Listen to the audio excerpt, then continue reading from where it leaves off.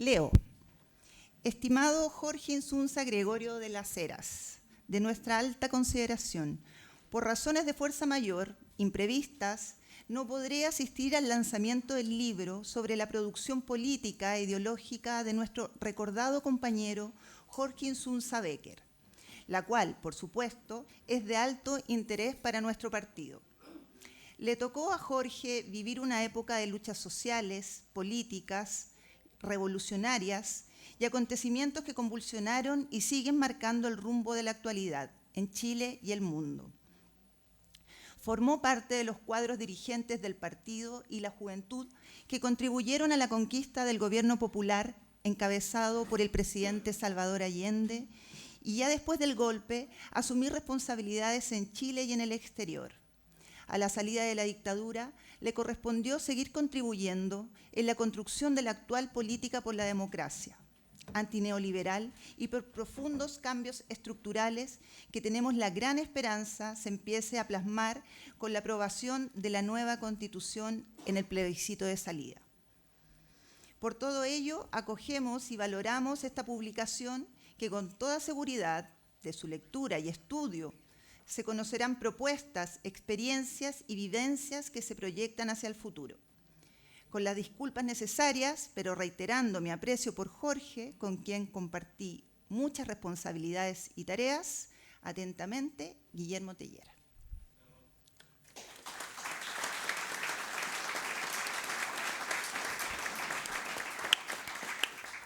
Bueno, antes de comenzar, quisiéramos agradecer a Ariadna Ediciones, que asumió este proyecto. Ariadna Ediciones es un proyecto académico de más de 10 años ya de existencia y sin duda ha realizado un importante aporte a la reconstrucción de nuestra historia política social. Entonces queremos agradecer ahí también a Manuel Loyola, que está presente acá, por este esfuerzo. Bueno, vamos a comenzar en esta presentación dándole la palabra a Roxana Insunza, hija de Jorge Insunza. Bueno, soy Roxana Insunza Gregorio de las Heras, para los que no me conocen, hermana de Jorge. Soy la hermana mayor, pero tenemos una hermana más mayor todavía, que es Viviana, que vive fuera de Chile, y Jorge es nuestro hermano menor. Bueno, a esta altura uno quisiera que Jorge no fuera el hermano menor, pero la verdad sea dicha, y es nuestro hermano menor. Nosotros somos hijos del primer matrimonio de mi papá con Magda Gregorio de las Heras, y yo voy a hablar como hija, la hija que se quedó siempre acá en Chile. Nosotros con Jorge y con Viviana siempre vivimos acá en Chile en toda la dictadura. Y voy a hablar algunas palabras recordando a mi papá en ese contexto. Primero que nada, decir que agradezco a Jorge mucho este libro porque es una recopilación que nos consta que estuvo trabajando muchos años, mucho tiempo, y es una recopilación que me permite leer a mi papá 50 años seguidos, y digo 50 años seguidos porque la verdad que los encuentros con mi papá fueron de a pedazos, de fragmentos, de poco tiempo. Entonces, tener esta oportunidad de leer este libro me hace un sentido muy grande. Bueno, nuestra vida obviamente es un antes y después del golpe, qué duda cabe. Recuerdo que unos días antes del golpe, bueno, vamos a decir que para el golpe Viviana tenía 10 años, yo tenía 9 años y Jorge tenía 6 años. Unos días antes del golpe, mi papá llegó a la casa de los Jardines de noche y nos llevó en auto. Le pidió permiso a mi mamá para sacarnos en la noche y nos llevó a una parte alta de Santiago. Yo creo que sería La Reina o Peñalolén. Y ahí nos habló con mucho cariño y nos dijo: hijos, pórtense bien, estudien en el colegio, pórtense bien con la mamá, cuídense. Entonces yo dije, mi papá, ¿qué le pasa? Igual tenía 9 años, pero me podía dar cuenta. Yo dije, esto es como una despedida. Bueno, lo dejé ahí. El día del golpe sonó bueno, estábamos en la casa con mi mamá, todos estábamos en la básica, estudiábamos en el Liceo Experimental Manuel de Salas, por lo tanto teníamos clases en la tarde, estábamos todos en la mañana en la casa. Sonó el teléfono muy temprano y era mi papá. Yo bajé a contestar el teléfono y me dice muy rápido, me dice, llama a tu mamá rápido. Y me di cuenta de su voz y yo me quedé mirando la conversación, quedé mirando a mi mamá y ella le dijo, ok, Jorge, muy bien, Jorge, yo salgo con los niños de la casa. Y mi mamá cambió su cara absolutamente. Y después mi mamá nos dice, hijos, guarden un poco de ropa, nos vamos a otro lado, a otra casa. Nosotros, como éramos súper obedientes, porque el niño más obediente, no creo que... Y tengo 3 hijas, lo puedo decir. Obedientes, al tiro guardamos un par de cosas y salimos de la casa. Así empezó nuestra historia del golpe y de la dictadura. Bueno, después viene la primera clandestinidad de mi papá. Nosotros compartíamos mucho con la abuelita Raquel en su casa de Castillo Velasco, con los tíos y los primos que ahí siempre estaban. Y empezó la clandestinidad de mi papá y nosotros vimos a mi papá en la clandestinidad, siendo nosotros muy chicos. Siempre a esas visitas íbamos con la abuelita Raquel, con el abuelito Jorge, y la abuelita Raquel con una torta. Era la infaltable torta que teníamos que llegar y se quedaba de regalo en la casa donde nosotros íbamos. Y ahí mi papá estaba transformado, ¿cierto? Estaba sin bigotes, con pelo, con otro color de pelo. Yo trataba de mirarlo y decía, no, sí es mi papá, sí es mi papá. Colorín a veces. Y sin corbata, una ropa distinta, cosa que a mi papá no le acomodaba, pero era mi papá. Y así los vimos varias veces. Pero no tantas tampoco. Y una vez, por ejemplo, llegó a la casa de Castillo Velasco. Rompió todo protocolo. Entró a la casa, la abuelita empezó a cerrar cortinas, persianas. Qué susto, vi ese susto en la abuelita y mi papá entró, tocó el timbre, entró, nos vio, justo era un domingo, estábamos todos, ese tipo de encuentros así. Pero después los encuentros terminaron bruscamente. Y ahí, en mi recuerdo, no tengo la cronología memorizo mucho, pero terminaron bruscamente y ahí obviamente entendí, haciendo el recuento del libro de Jorge, por lo que hemos conversado, que ya él había salido del país. Y después viene un hito que es el año 79. El año 79 muere nuestro abuelito Jorge y por esas razones que uno a veces no entiende, le dieron permiso a mi papá y al tío Sergio para entrar al funeral del abuelito Jorge. Entonces, el año 79 lo volvimos a ver. Ahí yo ya tenía 15 años, Jorge tenía 12 años y la Vivi tenía 16 años. Cuando llegó mi papá, llegó directamente del aeropuerto, directamente al cementerio, al funeral del abuelito Jorge. Fueron momentos muy, muy fuertes, muy emotivos. Eso da para otro libro. Estábamos con la gente del ACNUR, de las embajadas, protegiendo a mi papá. Estaba la CNI, la DINA en esa época. Estaba rodeado el cementerio. Y fue ahí, y ahí mi papá se quedó 2 semanas. Y esas 2 semanas en la casa de la abuelita en Castillo Velasco. Nosotros con mis hermanos parecíamos lapas, no nos separábamos de mi papá.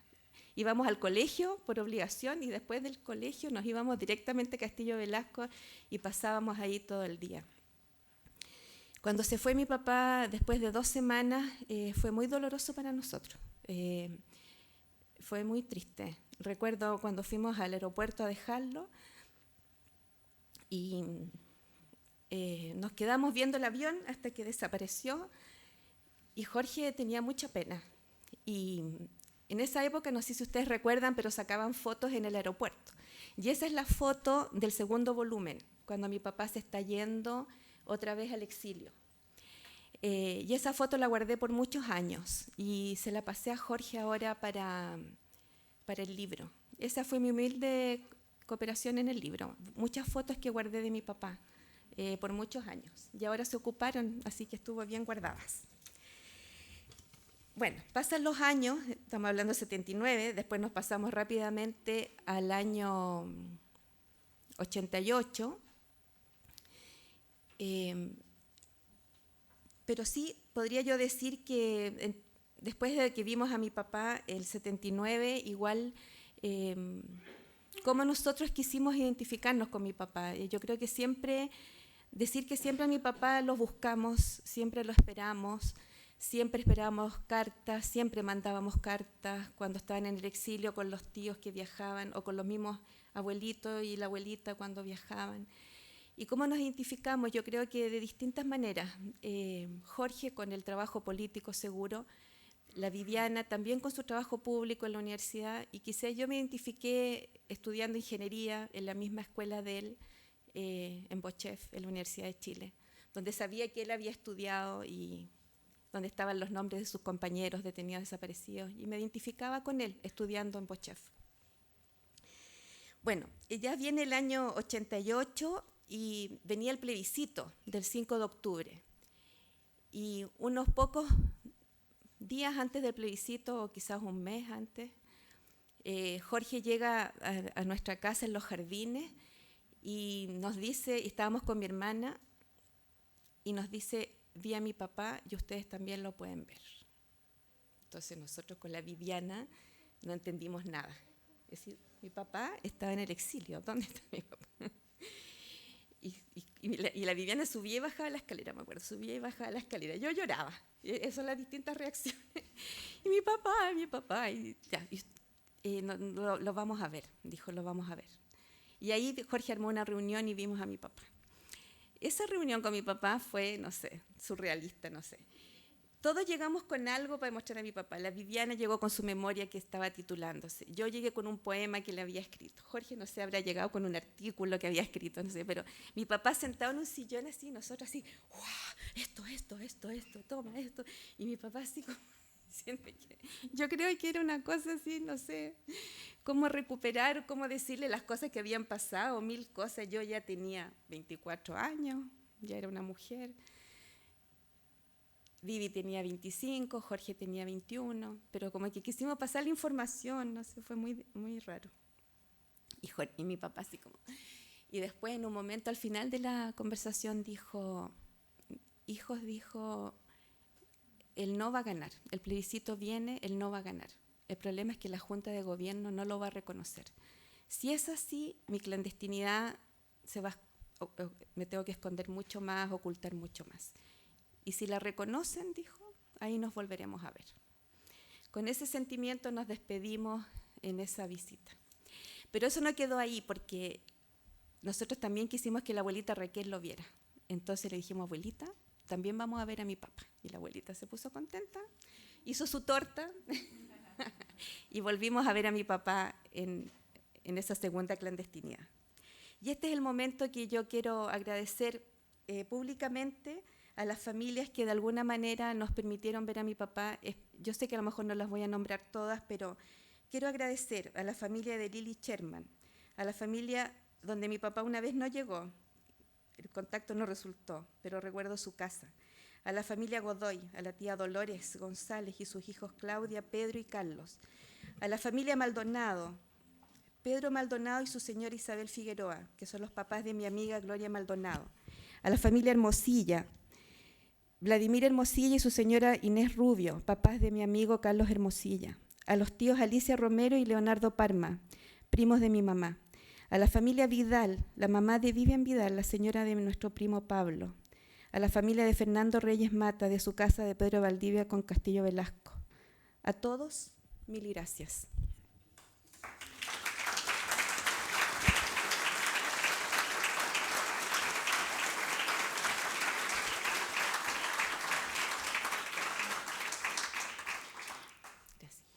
Bueno, reconocieron el no, ¿cierto? Se acabó el exilio rápidamente, los acontecimientos fueron rápidos y mi papá llegó de su segunda clandestinidad, pero tuvo que salir de nuevo y volvió en forma legal por el aeropuerto él llegó el 5 de abril del año 89. Y ese mismo día fuimos a la casa de la abuelita Raquel a hacer un almuerzo de recepción y estábamos todos contentos, había vuelto mi papá y no sé, fueron muchos sentimientos encontrados. Yo quería ser la niña de 9 años que lo había dejado de ver, pero ya tenía 25, tenía que comportarme como una persona de 25 años. Y ese mismo día hubo una reunión del partido, que llegaste tú, Maño, y como que sentí, y hubo reunión del partido y se fueron a uno de los dormitorios. Y yo dije, me quitan a mi papá, dije yo. Pero entendí en ese momento y ese día que era otra manera de relacionarnos, iba a ser otra manera, ya habían pasado el tiempo, pero nos relacionamos con mi papá, lo vimos todo lo que pudimos, nos juntamos con él todo lo que pudimos verlo. Y yo quiero decir algo muy personal, uno como hija, mujer, siempre busca la imagen paterna. Y yo siempre busqué mucho la imagen paterna. Tenía muy buenas amigas que tenían unos papás muy amorosos, muy buenos, y siempre lo miraba yo la imagen paterna en ellos. Pero cuando llegó mi papá, se acabó. No tuve que mirar más imagen paterna, no tuve nada. Era mi papá, estaba ahí ya. Y eso es algo que yo creo que los psicólogos lo deben entender muy bien, pero ya llegó mi papá, ¿ya? Y de ahí empezó una relación de adultos, por supuesto, siempre mucho juntándonos en la casa de la abuelita Raquel. Después nosotros nos casamos, llegaron los nietos, también compartimos con él. Tratamos de compartir siempre lo que más pudimos. Y después viene un periodo en que mi papá va al hogar de reposo y en ese hogar también siempre lo fuimos a ver. Todo lo que pudimos, siempre conversamos con él. Y les quiero decir que mi papá en ese periodo tuvo palabras para toda la familia. Cuando él conversaba con él, se recordaba y con nombre, la abuelita Raquel, el abuelito Jorge, todos sus hermanos, Mario, Sergio, Jaime, Cecilia, Rodrigo, para su primo Iván, lo nombraba, y para todos sus hijos, Viviana, Roxana, Jorge, Carlos, Sebastián, para Silvia y mi mamá, a todos los nombraba. Y también, qué duda cabe, para los compañeros y para el partido que fue su vida. Y para terminar, voy a contar un momento que tuve con él en el hogar. Yo iba después del trabajo, mi papá era el último siempre como en circular por el hogar y todos los demás ya estaba todo como más quieto. Y yo estaba un día conversando con él en el sillón tranquilamente. Y le conversaba cosas que lo pudiera conectar conmigo, cosas como fáciles de conectar, y conversar con él. Y en un momento me dijo, ¿sabes? Me dijo, me gusta estar contigo, me gusta, me siento cómodo, me siento tranquilo. Entonces yo le dije, qué bueno, papá. Le dije, será porque soy tu hija que te quiere mucho. Gracias.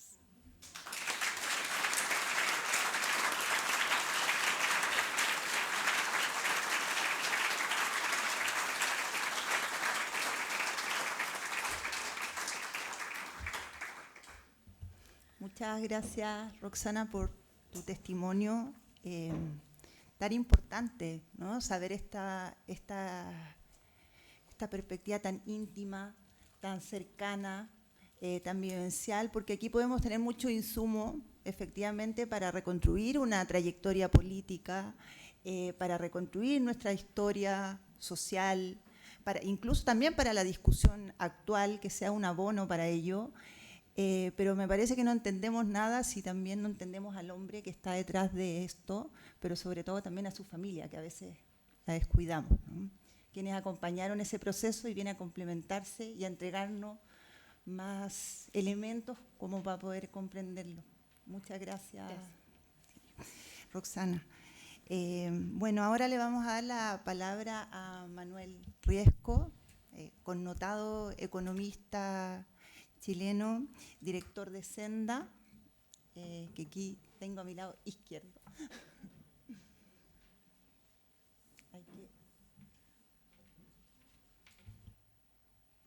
Antes que nada, un abrazo. Va a ser difícil esta tarde. Sí. A todas y todos los compañeros.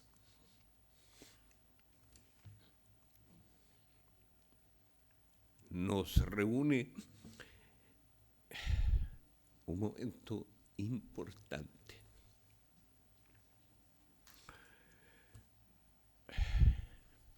Hoy, 26 de abril del año 2022,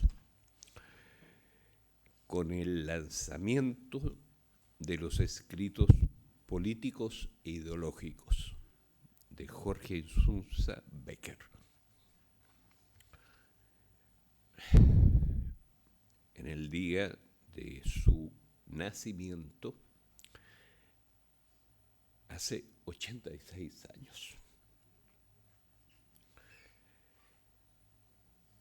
Tenemos el privilegio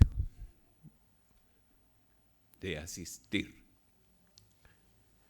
a la inauguración de un bello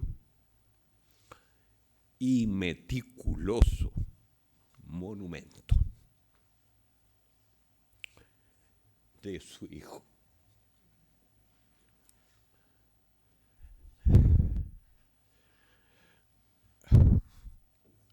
A la memoria de su padre, un dirigente principal de la Revolución chilena. Junto a los escritos de su padre,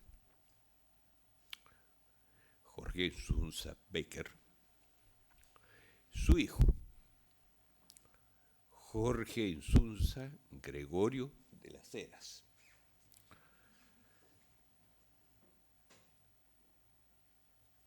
además de recopilarlos acuciosa y trabajosamente, inscribe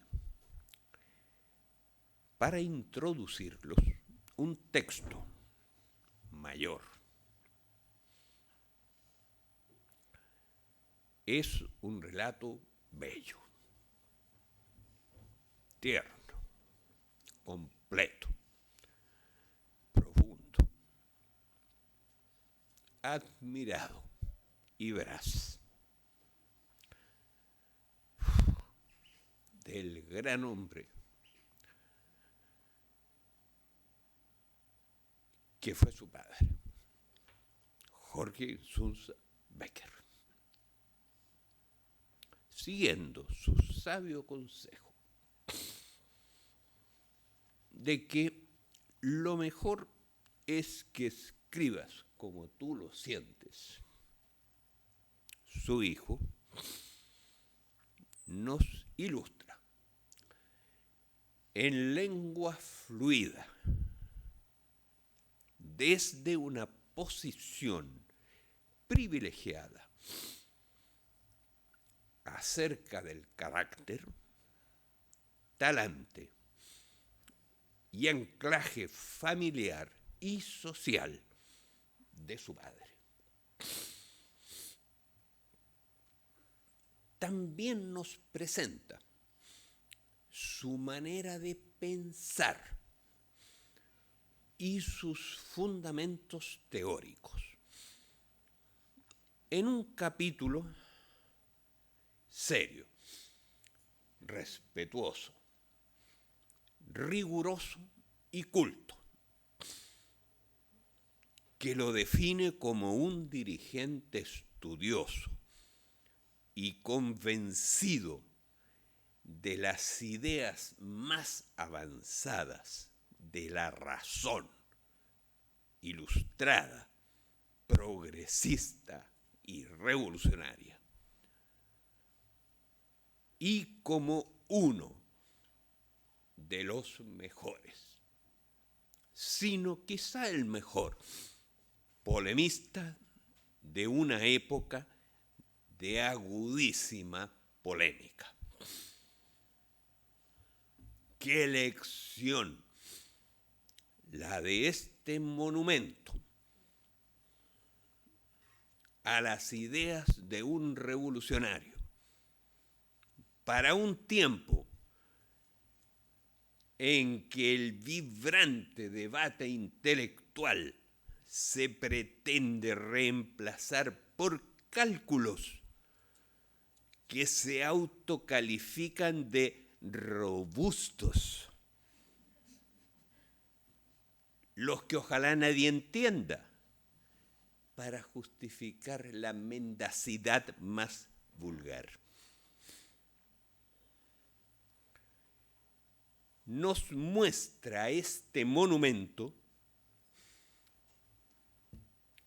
el momento histórico singular en que se inicia la dedicación de Jorge Insunza Becker a la política y de cómo era el Partido Comunista al cual ingresó y dedicó su vida entera. Se extiende el texto introductorio en el momento en que Jorge Insunza Becker deja su trabajo de ingeniero y una beca de perfeccionamiento en Europa para asumir esa dedicación a jornada a tiempo completo, con la guía de Luis Corvalán, maestro principal en mi formación como militante comunista, como lo definió al hablar en su funeral. Como candidato a diputado por Chillán, elección que perdió, y a partir del mes de marzo del año 1965, como director del diario El Siglo y miembro de la Comisión Política del Partido Comunista. Estaba entonces por cumplir 30 años y ejercería el último cargo hasta poco antes de su muerte, en el mes de marzo del año 2019, poco antes de cumplir 83 años de edad. Los aspectos principales de Leyendo a mi papá, como titula Jorge Insunza Gregorio de las Heras, él mismo, uno de los más destacados políticos de su generación. Su representación del Partido Comunista, en las obras completas de su padre, los aspectos principales son los capítulos destinados a revisar la estrategia política del Partido Comunista en la gestación de la Unidad Popular, el gobierno de Salvador Allende, las causas de su derrota el 11 de septiembre de 1973 y la resistencia a la dictadura en los 17 años transcurridos hasta acabar con ella en 1989.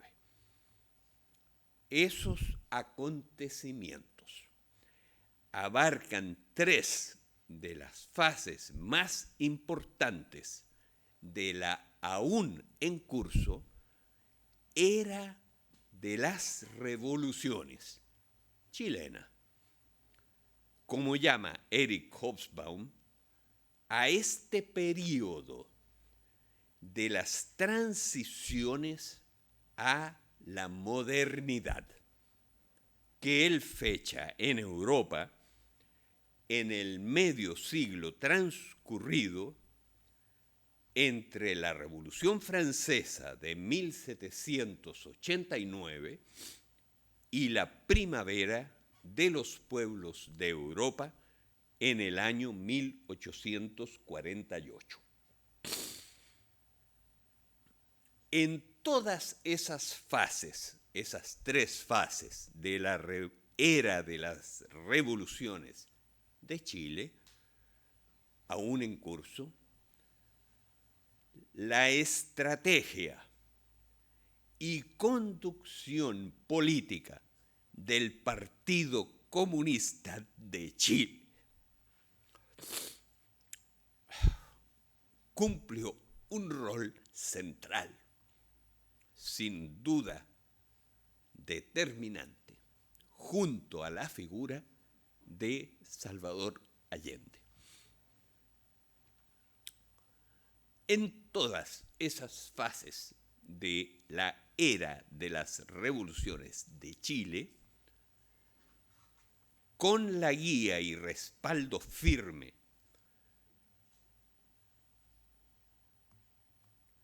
y sabia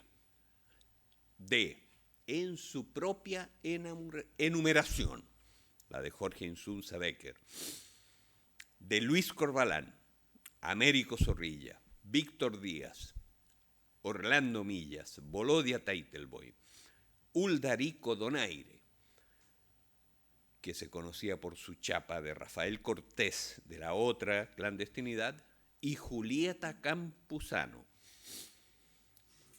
junto a otros dirigentes de su generación más joven, entre los cuales destaca a sus compañeros ingenieros, como su hija,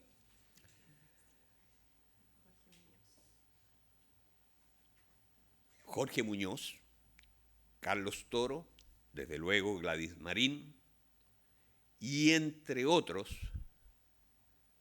lo que yo debo mencionar, al director de Senda, Hugo Facio, que acaba de cumplir 90 años. Y a quien conocí en una memorable cita como el número 1 del Partido Comunista Clandestino. Junto a ellos, Jorge Insunza Becker fue miembro principal de la Piedra del Medio, como la llamaban los viejos del partido. De los conductores de la Revolución Chilena.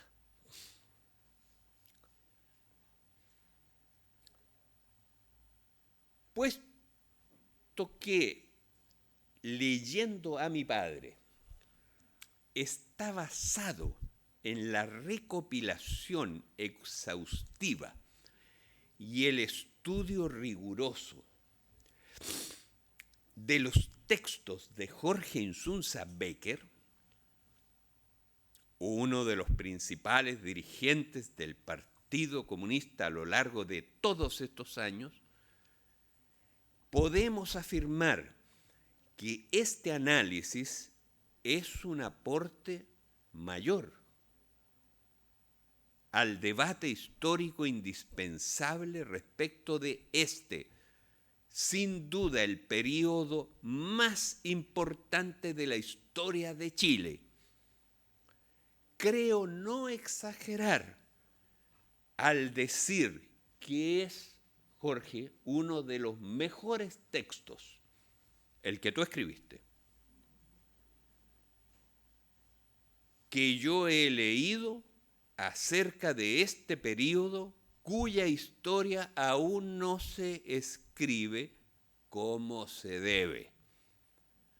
Hay varios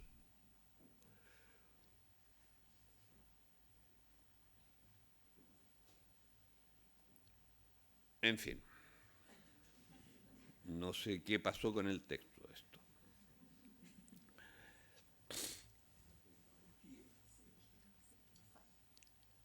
La introducción, hay otros textos bastante malos. Eso es lo que se me había perdido. La introducción de su hijo es una lúcida mirada a todo este periodo extraordinario de la historia de Chile y una guía para abordar el tesoro que viene en 3.000 páginas de 3 tomos. A continuación, este monumento a su padre, uno de los más importantes dirigentes revolucionarios chilenos, uno de los más importantes políticos chilenos del siglo XX, tendrá que ser base principal de esa historia que aún no se escribe. Las eras de revoluciones no son un camino recto, ni mucho menos sembrado de rosas.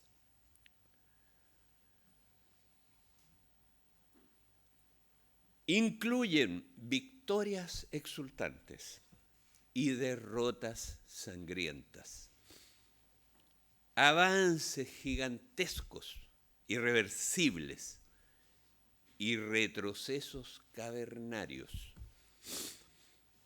deslumbrantes revoluciones y obscuras restauraciones.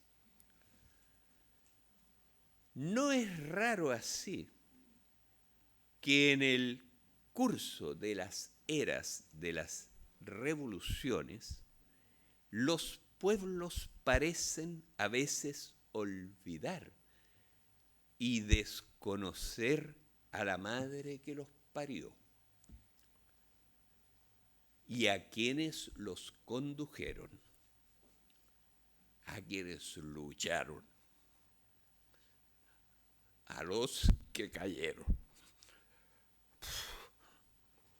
y a los que sobrevivieron.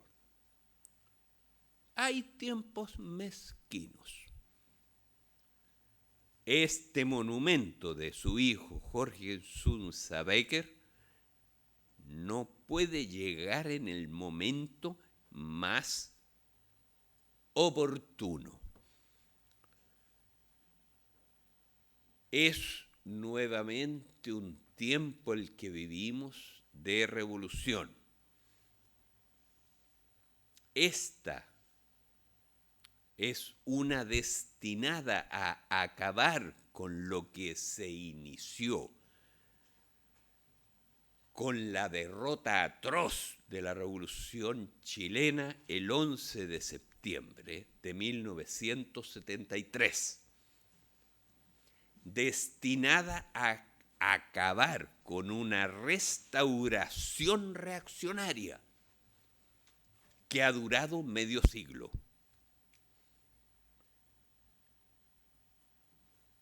Estos son los tiempos para estudiar las ideas revolucionarias, las ideas de Marx, las ideas de Lenin, las ideas que inspiraron a Jorge Insunza Becker. Pues los pueblos a la larga son justos. Y más temprano que tarde, llega el momento en que reconocen lo que hay que reconocer. Y entonces, a sus héroes les construyen el panteón que se merecen.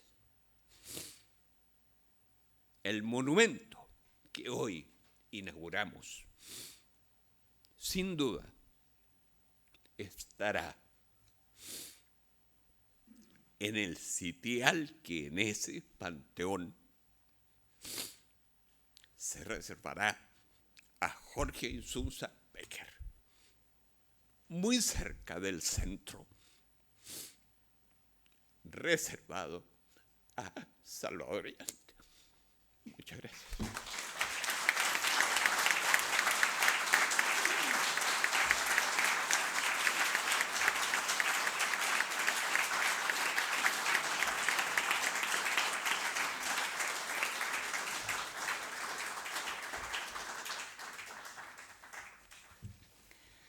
Gracias, Manuel.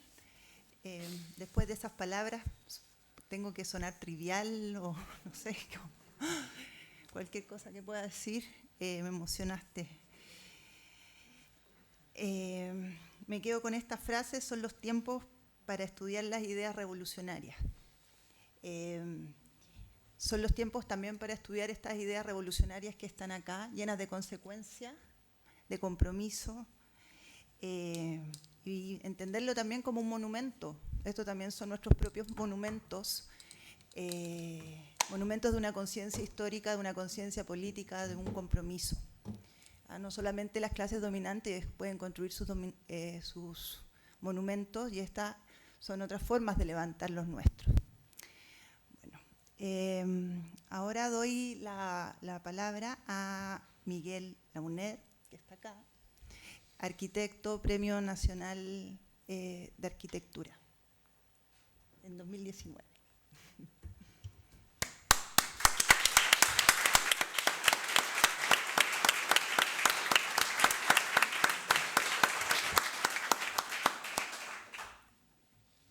Antes de comenzar, quiero decirle que nosotros tenemos el privilegio de estar en la única sala de este edificio que conserva 2 vestigios del viejo edificio La UNTA.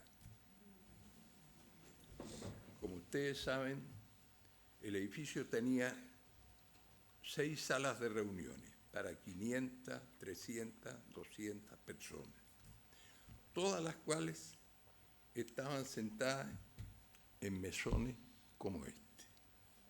De manera que este es un auténtico mesón recuperado. Está construido en una de las más nobles maderas chilenas, en Mañío. Ese es uno. 2, todo el revestimiento que ustedes están viendo aquí también es recuperado del viejo edificio. Lo que ocurre es que las salas que teníamos en la última planta, que daban a la Alameda, estábamos preocupados que el ruido de la Alameda con el transporte pudiera pasar a la sala. Entonces colocamos este revestimiento de alerce en esas 2 salas como una forma de amortiguar el ruido. Y el alerce, ¿para qué decir?, es otro de los tesoros nuestros. Hoy día está prohibida su explotación comercial. Bueno, yo he escrito un texto que titulé Memorias del Coque Insunza, un tesoro ideológico para la izquierda chilena. Jorge Insunza Gregorio de las Heras, hijo de Jorge Insunza Becker, nos ha entregado una obra tan colosal como admirable. Reunió pacientemente todos los textos escritos por su padre desde su ingreso a las Juventudes Comunistas en 1954 hasta su fallecimiento a comienzos de 2019. Son más de 60 años de una pluma pródiga, original, creativa, profunda, con amplio dominio de la teoría marxista, a fin de contribuir al análisis y elaboración de la línea política del partido donde militó toda su vida, y también tocando múltiples temas sociales o culturales ocurridos en nuestro país y en el resto del mundo. Chile ha conocido hasta ahora solo otro hombre tan fértil en materia de crónicas políticas, Volodya Teitelbaum. Hoy presentamos la obra de un minucioso recopilador que nos entrega 3 volúmenes voluminosos con casi 3.000 páginas, reuniendo los artículos y documentos escritos por Jorge Insunza Becker en el diario El Siglo, en la revista Cuadernos Universitarios de las Juventudes Comunistas, en la revista Principios, publicación teórica de la Dirección Central del Partido Comunista, en el folleto Unidad Antifascista, publicado en la clandestinidad tras el golpe militar de 1973, en el Boletín Rojo, editado por el Partido Comunista durante el exilio, así como en la notable Revista Cultural Araucaria de Chile. También en sólidos informes a los plenos o conferencias del Partido Comunista, documentos elaborados colectivamente por la dirección del partido. A todo lo cual debemos añadir sus numerosas intervenciones en el Parlamento chileno.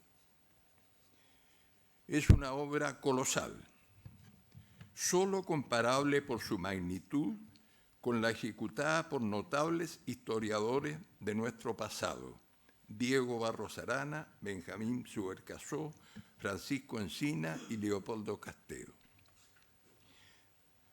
De aquí en adelante lo llamaré Coqui, para evitar confusiones, ya que así fue siempre conocido por todos nosotros y sus amigos. Coqui ingresó en 1954 a las Juventudes Comunistas, con 18 años de edad, cuando era estudiante de la Escuela de Ingeniería de la Universidad de Chile. Son los años en que aún estaba vigente en Chile la Ley de Defensa de la Democracia, que pasó a la historia como Ley Maldita, impulsada por el presidente traidor González Videla, y que asestó un duro golpe al Partido Comunista, como a toda la institucionalidad democrática en Chile. Su ingreso a la Jota coincidió con el fallecimiento de Stalin en la Unión Soviética y poco después con el informe de Nikita Khrushchev al Congreso del Partido Comunista de la Unión Soviética, denunciando los crímenes cometidos por Stalin, trayendo consigo un golpe a la solidez del prestigio y los valores humanistas atribuidos a la primera sociedad socialista construida en el mundo. 4 años después del ingreso de Coqui a las Juventudes Comunistas, Luis Corbalán asumió la Secretaría General del partido. Bajo su conducción, el partido se esforzó por unificar a la izquierda chilena en torno a un programa claramente antioligárquico y antiimperialista. Con la organización del FRAP, Frente de Acción Popular, en 1956, se consolidó el entendimiento del partido con el Partido Socialista y otros partidos de izquierda, estrechando la unidad política de la clase obrera. Grandes movilizaciones de masa tuvieron lugar en la década del 60. La creación de la CUT permitió elevar considerablemente la organización y la conciencia de los trabajadores. Miles de familias sin casa, migrantes del campo a la ciudad, establecidos en las riberas del río o del Zanjón de la Guada, se hicieron dueñas de un lugar apto para vivir, gracias a la fuerza alcanzada por el movimiento de pobladores. Movilizaciones estudiantiles sacudieron las anacrónicas aulas universitarias a lo largo de todo el país, imponiendo profundas reformas de la enseñanza. Todo este proceso de movilizaciones sociales y de unificación de las fuerzas de la izquierda chilena está profusamente expuesto en el primer tomo de las obras del Coqui. Mencionemos un par. Página 226. Comillas, a través de la lucha reivindicativa hacia la conquista de un gobierno popular en que la clase obrera tenga las principales responsabilidades. Página 295, embates contra la unidad socialista comunista. Cierre de comillas. A partir del 10º Congreso del Partido efectuado en 1965, el Partido Comunista señaló públicamente la perspectiva de conquistar el poder por una vía pacífica, aspiración considerada por muchos en comienzo como inalcanzable. Pero este objetivo correspondía a un correcto análisis de la situación económica y social de Chile, y el Partido Comunista fue profundizando en esta línea política innovadora, impregnando al movimiento popular con esta legítima expectativa. El informe 12 congresos celebrados en marzo del 62 tuvo como título Hacia la conquista de un gobierno popular, en tanto que en 1965 se realizó el 13 Congreso bajo el lema La clase obrera, centro de la unidad y motor de los cambios revolucionarios. Y finalmente, en noviembre del 69, el 16 Congreso levantó con toda fuerza la consigna Unidad Popular para conquistar el poder. Esta tesis, única hasta entonces formulada por algún partido político fundado en principios del marxismo-leninismo, fue producto de una muy seria elaboración del Partido Comunista de Chile, a cuyo comité central había ingresado el joven Jorge Insunza el año 1962, cuando tenía solo 26 años de edad. Digamos que se mantuvo en esta alta responsabilidad hasta poco tiempo antes de su fallecimiento en 2019.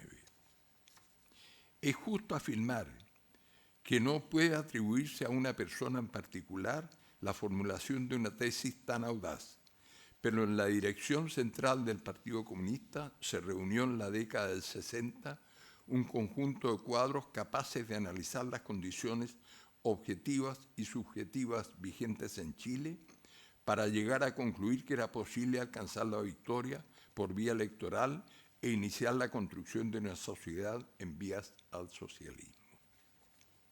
El COCE jugó un rol importante en esta materia, aun cuando admitamos que a él nunca le gustó la denominación vía pacífica al socialismo y siempre prefirió calificarla como vía no armada al socialismo, ya que, por muy exitosa que haya sido la gestión del gobierno de la Unidad Popular, estuvo lejos de ser pacífica.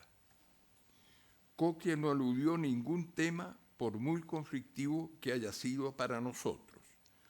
Por ejemplo, los sucesos de Checoslovaquia en 1968, que concluyeron con la invasión de tanques soviéticos aplastando la tentativa de un gobierno socialista por abrir espacios a la disidencia, episodio que pasó a la historia como la Primavera de Praga. El Partido Comunista Chileno solidarizó con la intervención soviética y COCE escribió al respecto varios artículos publicados en el diario El Siglo. Leemos en página 437 de su compendio, de sus memorias, comillas, Checoslovaquia y el socialismo. Página 473, conspiración internacional contra Checoslovaquia. Página 561, los sucesos de Checoslovaquia abordados desde posiciones de clase.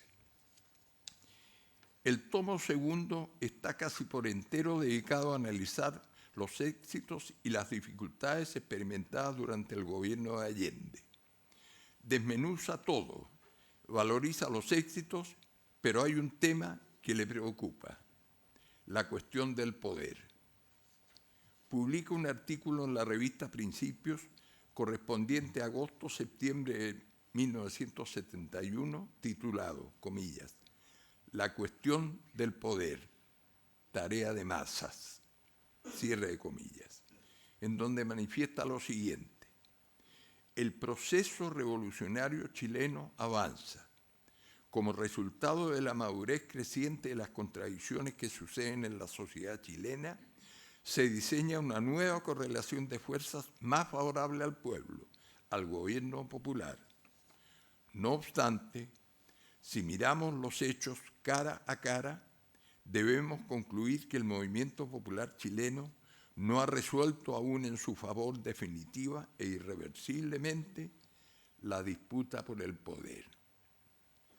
Algunos signos, como la elección de Valparaíso o ciertas crisis internas parciales de partidos que integran la Unidad Popular, muestran la existencia de insuficiencias y defectos en el trabajo de los partidos y el gobierno popular. Estos hechos, si bien no cuestionan la línea general que inspira su acción, exigen un examen acucioso y la adopción de medidas consiguientes para garantizar la acumulación de fuerzas suficiente que permita asegurar el éxito del proceso. Cierre de comillas. Una vez ocurrido el golpe, el Coque pasa naturalmente a la clandestinidad y permanece en Chile hasta agosto de 1975. El 11 de octubre del 73, un mes después del golpe, preparó la primera declaración pública del partido en la clandestinidad, titulada, comillas, "La voz de orden es la unidad", cierre de comillas. Insunza no vacila en calificar inmediatamente el carácter fascista del golpe militar y convoca a la más amplia unidad de todas las fuerzas democráticas. Se trata de un documento dramático que comienza así. El golpe militar del 11 de septiembre ha sumido al país en un clima de terror y brutalidad sin precedentes en la historia.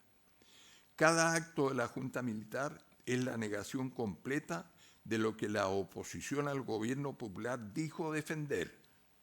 Hablaban de democracia e imponen la dictadura. Hablaban de la libertad y han instaurado los campos de concentración.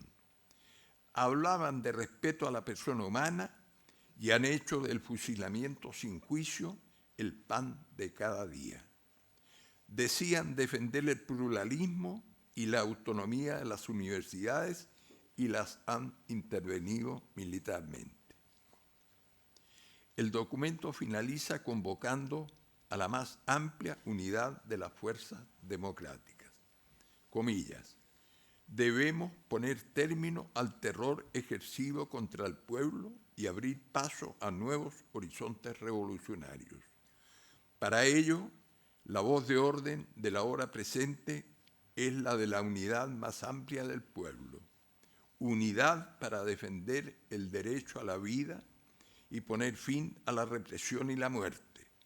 Unidad para reconquistar las libertades públicas. En esta unidad tienen un lugar cada hombre, mujer o joven de nuestro pueblo.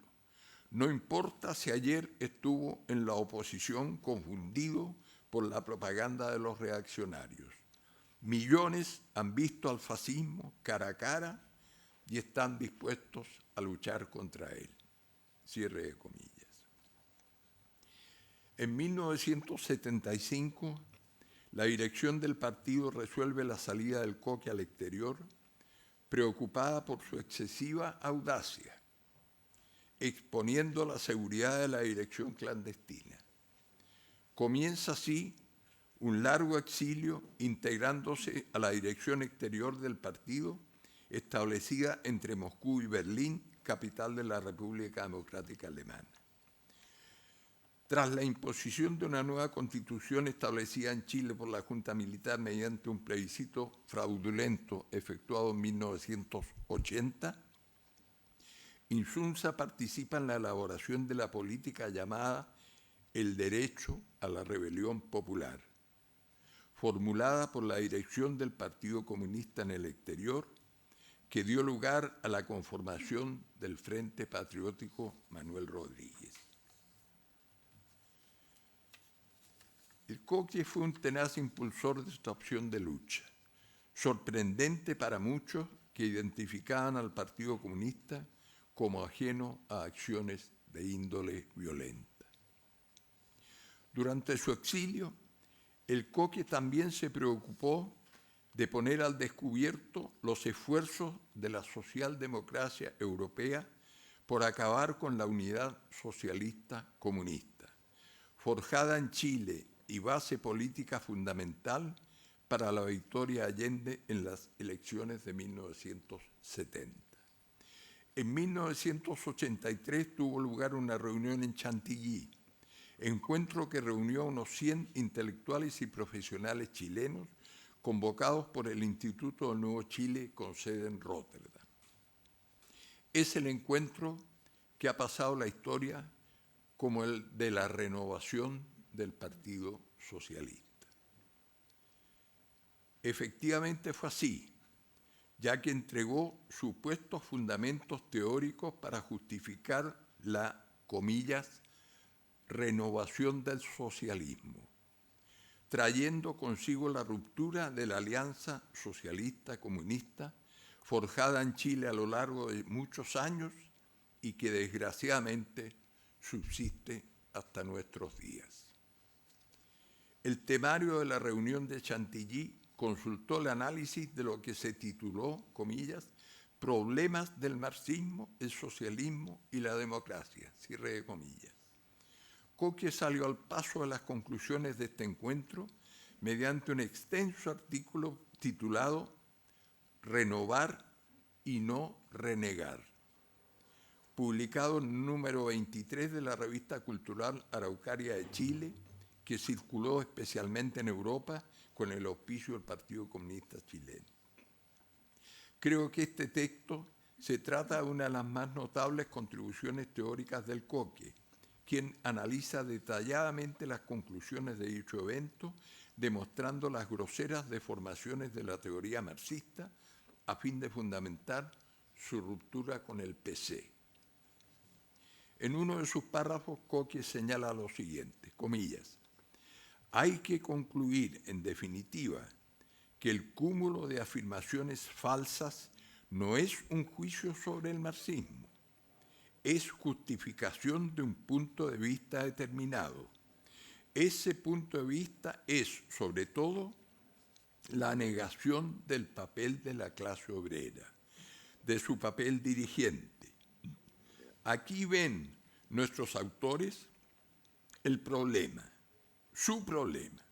Se pronunciarán peyorativamente una y otra vez contra un bloque de dirección obrera, contra la predominación de la tesis de la dirección obrera en la etapa democrático-popular, contra la visión del socialismo como necesidad histórica, la exigencia de un predominio obrero o popular contra el postulado de la dirección obrera, etc. Añade el Coque, aquí está la madre del cordero, o sea, la matriz de todas las elucubraciones teóricas sobre el núcleo dogmático, dado que lo que quiere combatir es el papel dirigente de la clase obrera en el proceso, papel que el marxismo pone de relieve, no queda más que desacreditar al marxismo. Y entonces, manos a la obra. Cierre de comillas.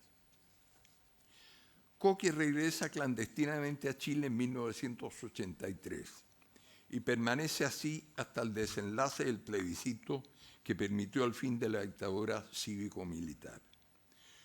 Durante ese periodo vivió la intensa etapa de recuperación de las luchas sociales en Chile, iniciadas con las protestas, y también le tocó vivir los dramáticos debates que generaron la ruptura con el Frente Patriótico Manuel Rodríguez.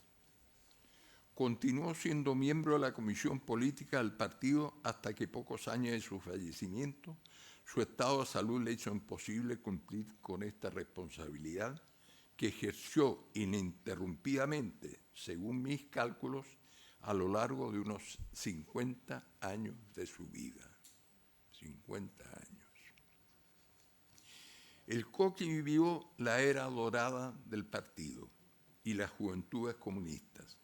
Ocurría en los años 60 del siglo pasado, donde pasó a ser un auténtico partido de masas, caracterizado además por el constante énfasis en el análisis de la teoría marxista y su aplicación a la realidad chilena. Fue un periodo que reunió a un núcleo de alto nivel en este sentido. Luis Corbalán, Volodya Teitelbaum, Orlando Millas y Coque Insunza, a los cuales debemos añadir los filósofos Sergio Buscovich y Osvaldo Fernández en Valparaíso, a los historiadores Hernán Ramírez Nicochea y Fernando Ortiz y al antropólogo Alejandro Lipchus. ¿Cómo echamos de menos en las actuales condiciones económicas y sociales la capacidad de un partido político marxista, aquí o en el resto del mundo, de elaborar tesis más allá de las que fluyen de las coyunturas políticas y económicas? Se trata hoy día de un déficit generalizado de la izquierda, superada por los vertiginosos cambios tanto en las relaciones sociales como en los modos de producción. Nuestro querido camarada Jorge Insunza Becker se destacó con un sello propio, junto a esta constelación de astros. Como resume su hijo, sus textos no tienen alcances académicos, sino políticos. Es lo que llamamos un intelectual orgánico. Ahora quiero brevemente decir algunas cosas personales con respecto al Coqui. Yo creo que nosotros fuimos amigos y camaradas desde siempre. Yo tengo la impresión que nos conocimos en 1958, en la segunda campaña presidencial de Allende, cuando constituimos por primera vez un organismo de discusión teórica, preparando las bases y el programa del gobierno en la victoria de Allende. Creamos allí entonces lo que se llamó el Instituto Popular, dirigido por un economista espléndido, Max Knoll, y allí ya nos encontramos con el Coque en los debates que tuvieron lugar. En algún momento de los años 60, que no recuerdo, probablemente ustedes sí, proyectamos y construimos su casa en la calle Los Jardines. Una hermosa construcción que se mantiene muy bien y que hoy habita Jorge. Quiero decir que nosotros en nuestra oficina decidimos no cobrarle honorarios al Coque, sabiendo las modestas remuneraciones con que el partido cancelaba a sus funcionarios. Pero pasó una semana y el Coque nos dijo, ¿puedo ir a tomar once con usted? Sí, claro. Y llegó trayéndonos un grabado relativamente pequeño de Roberto Mata como obsequio. Nunca lo cotizamos, pero estoy seguro que valía 5 o 10 veces más que nuestros honorarios. Desgraciadamente, como nos ocurrió con todo nuestro patrimonio de cuadros artísticos, cuando regresamos a Chile no encontramos nada.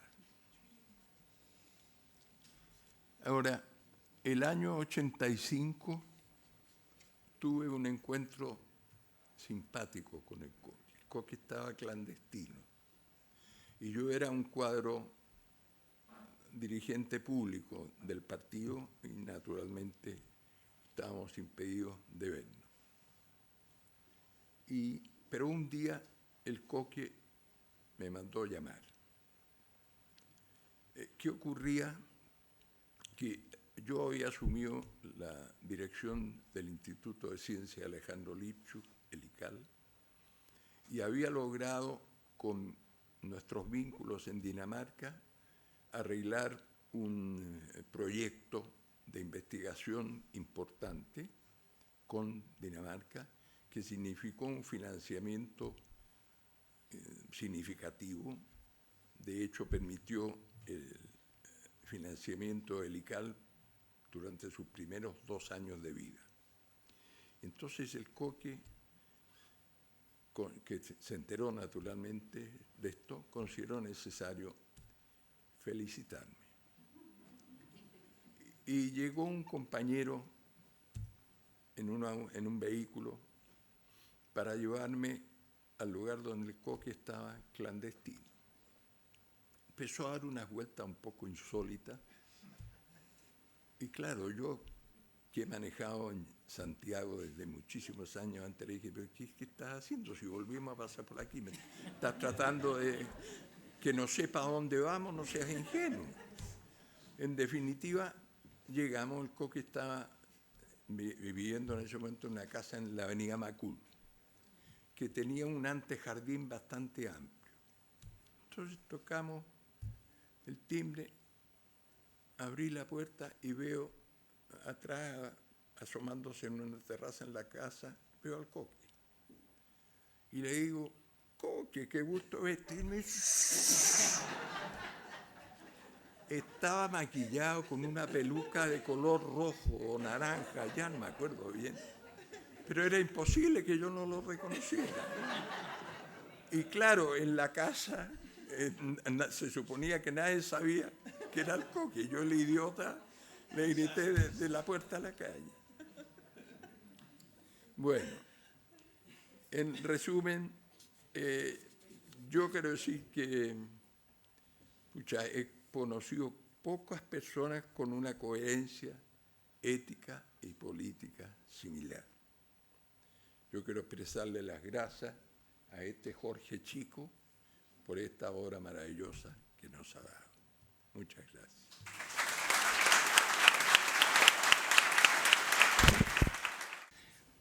Bueno, muchas gracias.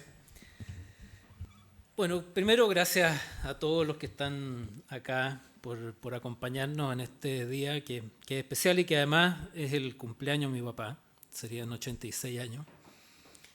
Y yo creo que él, por cierto, estaría muy también contento y emocionado por escuchar a Roxana, las historias, el recuento, y también a Manuel y a Miguel, que eran sus amigos, que él los quería mucho. Más de alguna vez lo conversamos y por lo tanto es también un bonito regalo por parte de ustedes. Yo quiero contarles, yo voy a hablar menos corto porque ya escribí harto en la presentación. Ustedes podrán leerlo ahí, pero también yo pensaba en estos días un poco qué contarles y en eso como buscar recordé que cerca como de haber tenido 12 o 13 años fue la primera vez que yo escuché de esta teoría freudiana de matar al padre y la primera sensación que tuve fue de qué soberana estupidez me están hablando, porque yo lo que quería era tener a mi papá cerca, poder verlo y por tanto esta imagen me resultaba no solo absurda, sino que como despreciable. Después con los años alguien me la explicó, no sé si la entendí del todo porque me mantenía ese desagrado, ¿no? Pero la verdad es que tampoco me hace sentido, ¿no? Porque yo creo que los hijos nunca superamos a los padres en distintos sentidos, ¿no? Yo jamás tampoco tuve ese sentimiento o esa como emoción, no solo de superarlo por lo que él era, por la grandeza que tenía, por el cariño que yo escuchaba de mucha gente por parte de sus compañeros, pero también por gente a veces de la derecha que hablaba con él con respeto, con aprecio, y por tanto no era algo que me cupiera, y tampoco de que hubiera algo que cerrar, porque también era un punto de referencia, y todavía lo es, en muchos sentidos. Por lo tanto, nada de eso, como digo, me hacía sentido y no me lo hace tampoco ahora, ¿no? Porque yo pienso algo distinto. Yo creo que lo que los padres hacemos en general, ¿no?, es también contagiar nuestras pasiones a nuestros hijos, ¿no? Y en el caso, yo creo que mi papá lo que nos contagió fue esa pasión por una lucha por un Chile más justo, por el cariño que él tenía auténticamente por el pueblo chileno, por toda aquella gente que lucha por salir adelante, por vivir con dignidad, por ese empuje, y también la pasión por entender al mundo y hacerlo con rigor, hacerlo con exigencia, con profundidad. Y una cosa que yo creo que, como ocurre tantas veces, ¿no es cierto?, tampoco hay muchas enseñanzas que no se declaran, sino que más bien se muestran o van apareciendo. Y parte de ellas fue ese encuentro con la escritura y, por entender, escribiendo. Y en parte eso es lo que nos tiene aquí hoy día, reuniendo estos textos. Y al mismo tiempo, dentro de esa grandeza, también mi papá siempre dio también libertades y siempre fue también una relación muy respetuosa, y eso es también lo que permitió que yo hiciera mi propio camino junto con esta imagen tremenda que era para mí y para todos nosotros y para todos sus hijos. Y eso también fue un espacio de libertad, porque tuvimos también las complicidades que eso requiere en múltiples conversaciones, también teníamos diferencias, también peleábamos como correspondía en su momento, y también pudimos ir haciendo un esfuerzo por llenar los vacíos que significó la distancia de la clandestinidad y de la dictadura, también con nuestras propias limitaciones de ambos. Y creo, por lo tanto, que también reunir todos estos textos es parte de recoger toda esa dedicación, todo ese esfuerzo en algo que yo creo que pueda también ser un cierto legado para la historia. También recordaba en estos días que alguien, en alguna conversación con algunos dirigentes socialistas, me acuerdo, alguien me decía una vez: mira, si tu papá hubiera salido del Partido Comunista y se hubiera venido con nosotros, sería senador y diputado. Y yo lo miré con algo de compasión frente a una tontera, debo decir, ¿no? Y le dije: se nota que tú no conoces realmente a mi papá, porque él jamás haría eso. Y fue era como un juicio tan claro para mí, era como una especie de juicio intuitivo que solo brotaba, pero que condensaba muchas cosas en ese minuto, y que sin embargo, como recordaba esa anécdota, porque igual como que se sintió un poco mal después de mi afirmación, que era como un juicio así taxativo, y fui masticando parte de esa de cuál era el sustento de esa afirmación. Y yo creo que hay varios elementos. Primero, yo creo que mi papá, por su carácter, calzó muy bien con la cultura comunista. Como por toda esta tradición de rigor, de buscar lo esencial, de empuje, también de sacrificio, que le dio sentido a su vida. Y era algo muy profundo. Creo que también mi papá creía profundamente y siempre, y digo siempre y hasta el final, en que el pensamiento comunista y lo que podía representar el movimiento comunista eran un destino para la humanidad, para construir un mundo mejor. Él creía eso, no era una construcción argumental, no era un artificio, sino algo que mezclaba su razón y su sentimiento. Es pensar de que es posible construir una sociedad mejor, que vale la pena luchar por ello, de que eso encierra valores muy esenciales o profundos de la humanidad, y que si los seres humanos nos conducimos por ello podemos construir una sociedad mejor. Mi papá no dejaba de tener esa esperanza, y eso es fundamento como posibilidad, y por lo tanto también era un motor de fuerza importante para él. Yo creo que también, por cierto, en torno al partido estaban sus afectos, porque estaban muchos de sus amigos de jóvenes, algunos de ellos murieron por eso. Su mejor amigo Jorge Muñoz, detenido, desaparecido. También Mario Zamorano, con quien se querían mucho, también detenido, desaparecido. David Silverman, que se supo, ¿no es cierto?, fue secuestrado y asesinado.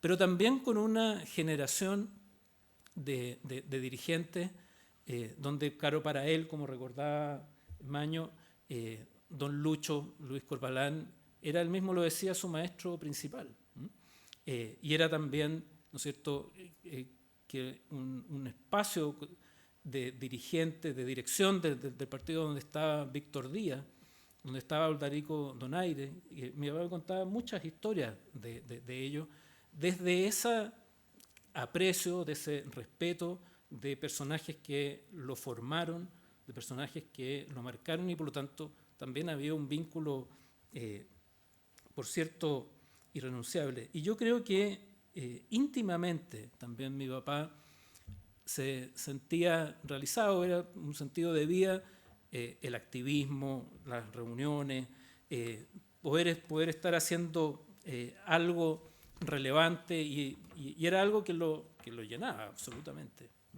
Por lo tanto, todo eso era parte de él, y creo yo fundada en esta sentencia. Era siquiera pensar eso, o siquiera pensar que mi papá podría moverse por el interés de un cargo, era estar muy lejos de la comprensión del ser humano que era. Yo también estoy seguro que mi papá ahora estaría muy contento con el triunfo de Gabriel Boric, estaría pendiente, mirando, atento, probablemente también con la tensión de qué hacer, de cómo resolver problemas, de cómo mirar con más profundidad. Y creo yo que ahí es donde hay un cierto valor en los textos, porque en dos sentidos principales, ¿no? Primero, creo que aquí hay un registro, ¿no?, de cómo la esperanza de fundar un proceso revolucionario, un proceso de transformaciones profundo, exige rigor, ¿no?, y exige profundidad en mirar los problemas, las tendencias, las contradicciones, las dificultades, como decía también Miguel, recordaba esto de encarar y mirar cara a cara los problemas, ¿no?, y por lo tanto no hacerse lesos con ellos. Y creo que si uno va mirando también los textos, yo notaba aquí, fíjense, desde el año 65 advertía respecto de los golpes gorila en América Latina. Recalcaba cada vez que podía la necesidad de unidad de acción, de toda la unidad popular, y el énfasis que siempre colocaban en la unidad socialista comunista.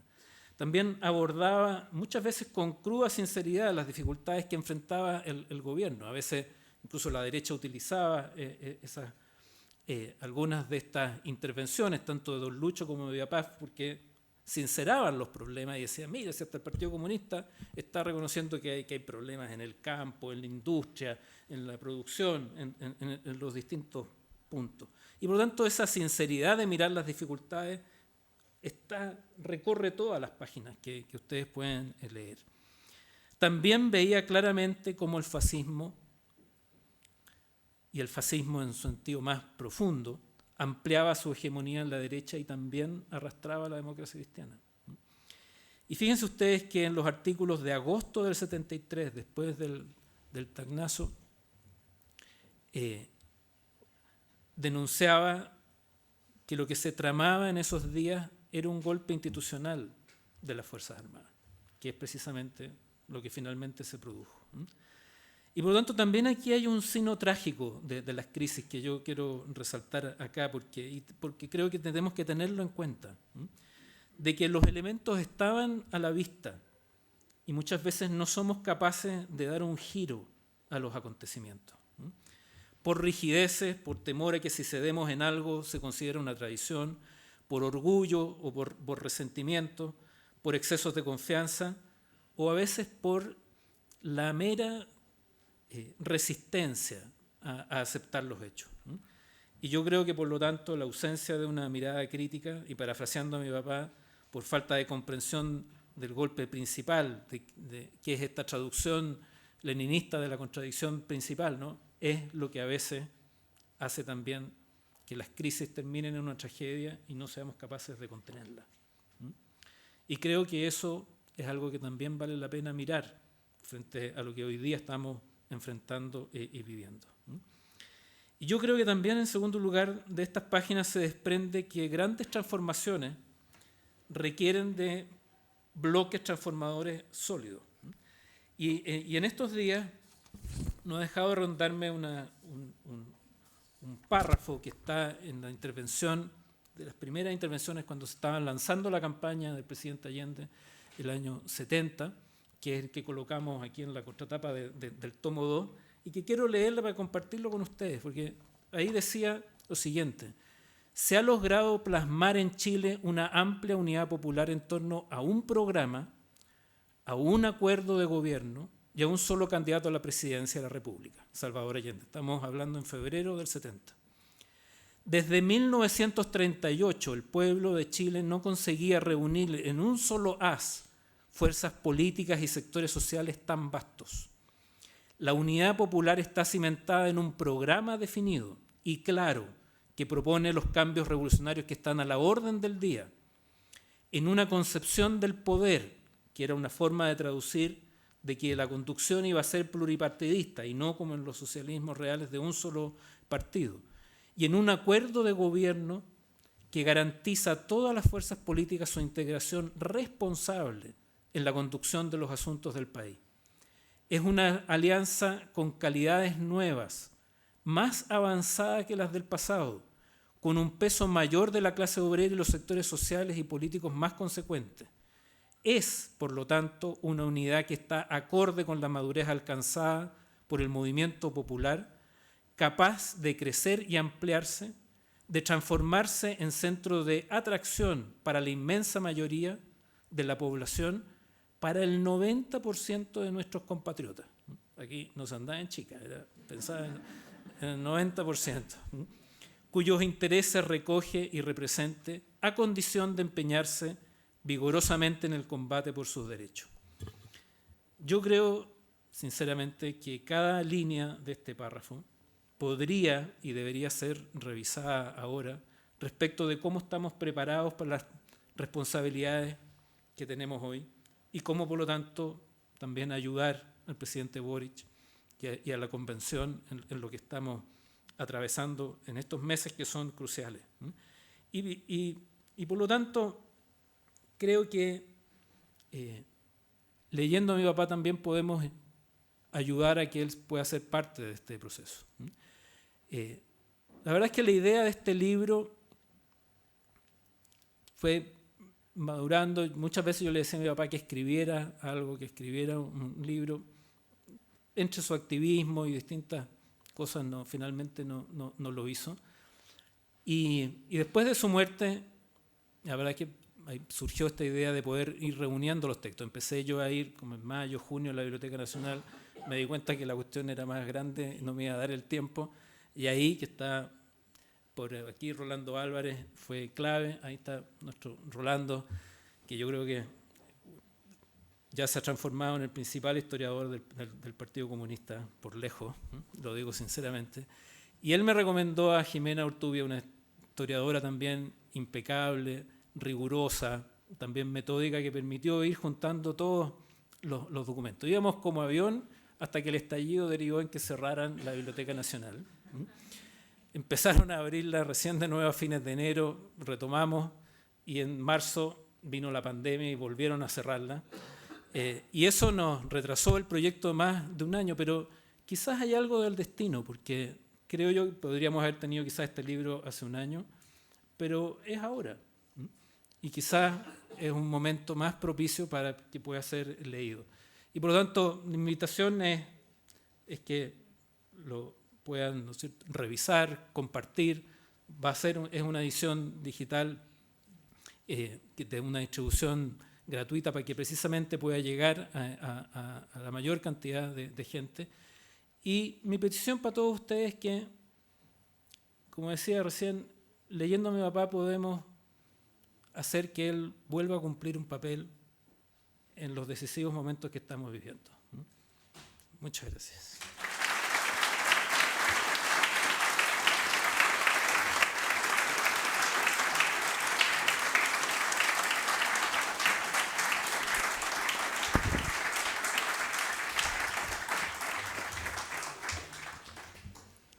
Gracias, Jorge.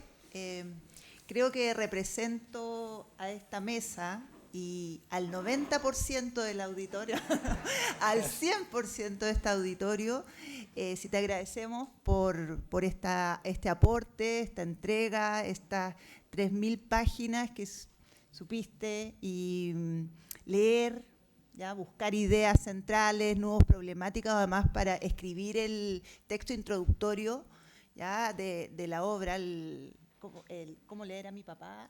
Leyendo a mi papá.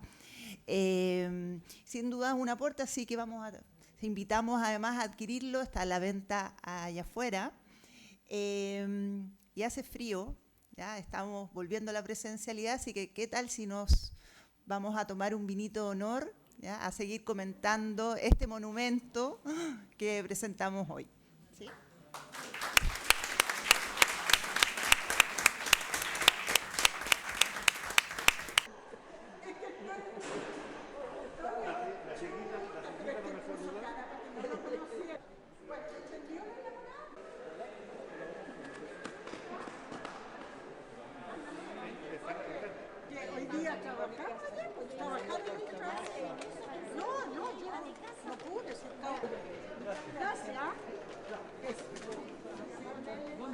Hola, hola, muy contento de haber participado de esta entrega tan compacta, tan profunda y por sobre todo muy oportuna en los momentos que estamos viviendo en este país. Tuve el gusto de conocer a don Jorge Insunza Alcoque, alternar con él, y era un hombre de una claridad de fuera de rango.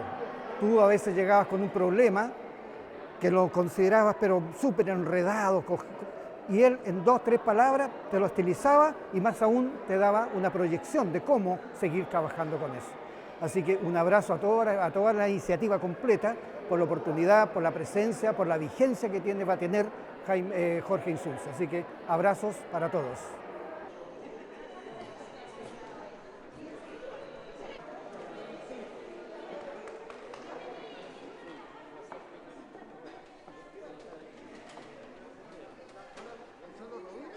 Se formó a distancia de instructores técnicos, de compañeros que nos enseñaban la autodefensa personal.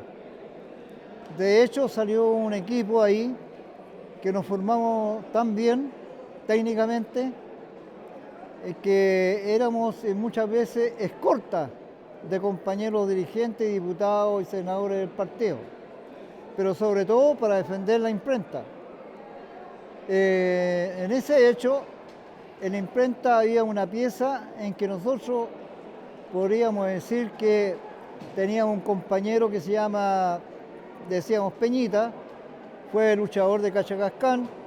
Había otro compañero que era yudoka, así que por lo tanto teníamos clases de box, de karate y de Cachacascán. El compañero Insunza nos sorprendió porque la pieza donde nosotros estábamos, en Horizonte, la ocupó el partido de Horizonte. Por lo tanto, tuvimos que hacer las clases en el subterráneo del Comité Central que estaba en Teatino.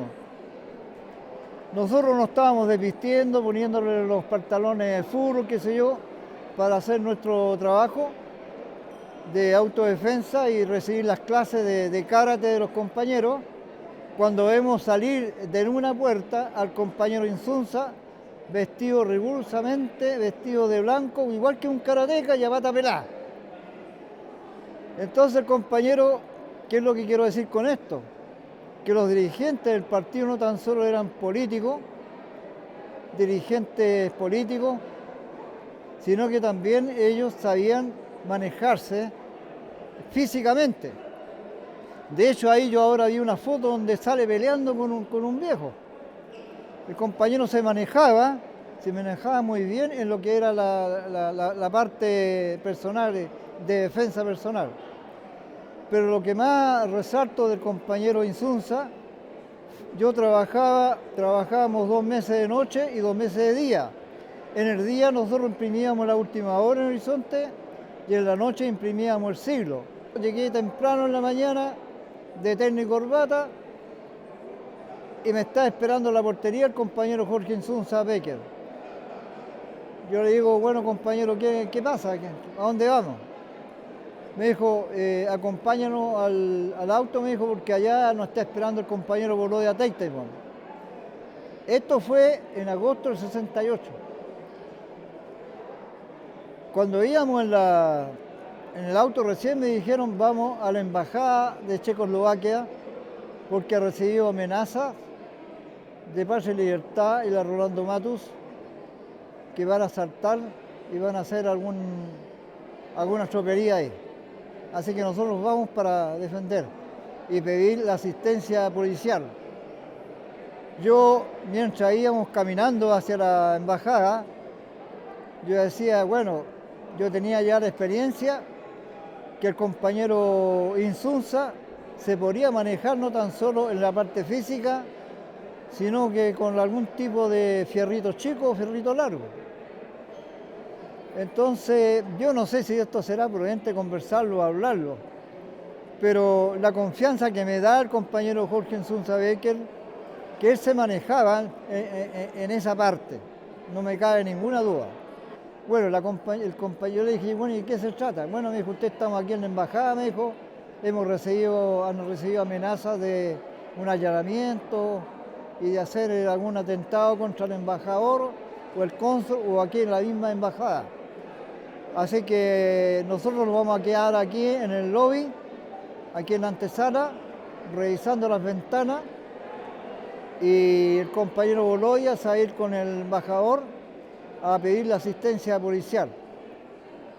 Así que ahí estuvimos un par de horas, el compañero se entretuvo, no era muy conversador, yo me trataba de aburrirme, pasearme para allá, para acá, aprovechaba de mirar los alrededores, qué es lo que pasaba, no pasaba absolutamente nada.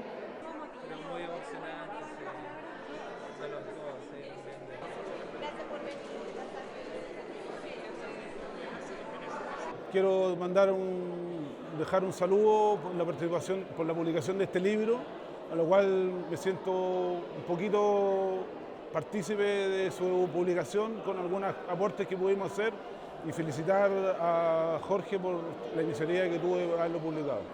Tuve la suerte de conocer a don Jorge, al compañero Coque, le hice una entrevista el año 2000 y me recuerdo que en esa entrevista que le hice, que sale publicada en el libro, él estaba siempre muy ocupado, siempre con interrupciones, que lo llamaban y era como un poco bien reacio a querer hablar y contar su historia. Yo, en ese ratito que se da, fumando cigarro contra cigarro, pudo contarme algunos hechos de su época en la clandestinidad y ese testimonio salió publicado en el libro.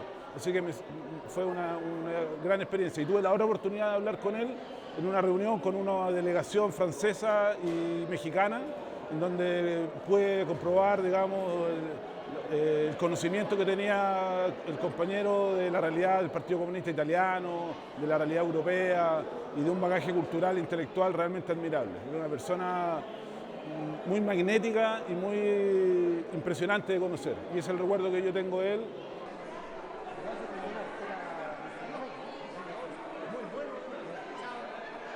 Los dos Coque son símbolo de coherencia política, de amistad, de fraternidad, y para mí es un orgullo estar aquí en este momento en que Coque hijo le escribe a su papá estas líneas tan hermosas que seguiremos leyendo. Yo invito a que juntos podamos releer al Coque y vivir al Coque hijo.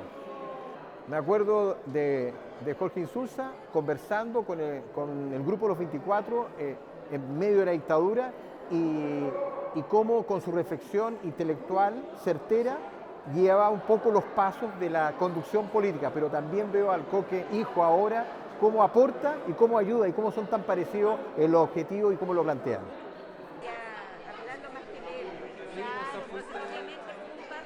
Trabajé intensamente con el Coque, sobre todo el segundo lustro, del 85 para adelante, en la clandestinidad. Y de mis tiempos más jotosos, más juveniles, quiero decirle que era Coque, que tenía casi 10 años más que yo, un dirigente reconocidísimo. Y quiero contar el año 64, a pocos meses de septiembre, antes de septiembre, cuando iba a ser la elección presidencial y Allende se suponía que podía ganarle a Eduardo Frei, hicimos un proyecto de hacer algo grande en una población que se llamaba Población Vivo, en La Cisterna. Y a mí me pusieron a cargo de organizar eso. Y entonces el dirigente grande que más me tenía que ver con eso era el Coque, ¿no? Entonces dijo, ya, vamos a hacer un foro acústico, que se usaba mucho en esa época. Y él hizo un proyecto, qué sé yo, y me dijo, hay que conseguirse unos camiones para ir al IDIM de la Universidad de Chile, Instituto de Resistencia a Materiales, a buscar pedazos de concreto para llenar los cimientos. Y yo dije, pero esto que tú estás dibujando, que sé yo, como ingeniero, es muy grande o es mucho trabajo. No, señor. Bueno, fue un sufrimiento. Cuando no lo terminamos y terminamos plantando unos arbolitos y yo le decía, ¿qué es lo que aprendiste en ingeniería? Y él me decía, bueno, pero la movilización de los estudiantes secundarios, eso vale la pena. Muy divertido. Y la otra cosa, que lo he conversado con Jorgito Insunza Gregorio de las Heras, ¿no? El hijo, es que pude en el año 86 convencer al Coque de que desobedeciera las normas estrictas de la clandestinidad y aceptara mi proposición de encontrarse con su hijo, que hacía cualquier cantidad de años. Ellos creían que estaba en Europa, en el exilio. Y lo convencí y en mi casa, en Ñuñoa, se juntaron los dos y bueno, los dejé ahí conversando, dándose abrazos y besos, el Jorge padre con el Jorgito hijo. Eso es bueno ya.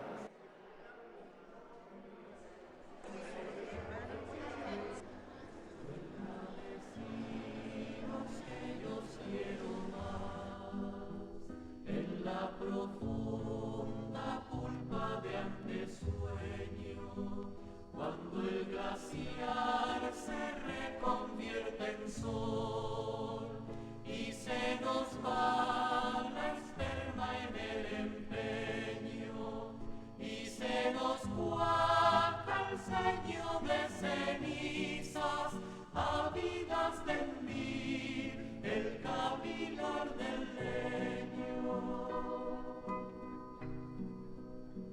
Huelga de ciros, libertados una, que os sueño arando en hielo y sabio azote, volviendo a errar y errar sin